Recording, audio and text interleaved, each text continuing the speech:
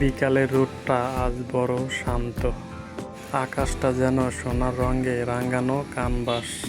গাছের পাতায় পড়েছে হালকা আলো। বাতাসে ভাসছে কেমন এক নীরব নিস্তব্ধতা। চারদিকে কেমন এক শান্তি, না বলা কোনো ভালোবাসার মতো। হ্যাঁ, বিকালের রোদটা আজ কেমন জানি বড় শান্ত, যেন পৃথিবী একটু থেমে গেছে, শুধু শুনছে প্রকৃতির মৃদু গান। বাতাসে মিশে আছে মাটির গন্ধ, যেন প্রতিটি শ্বাসে শান্তির ছোঁয়া। চারদিকে শুধু নরম আলো, নরম রোদ। নেই কোনো শব্দ, নেই কোনো তারা, শুধু প্রকৃতি তার নিরম্য শব্দে বেঁচে আছে। গাছের পাতায় আলো পড়ছে, বাতাসে দুলছে।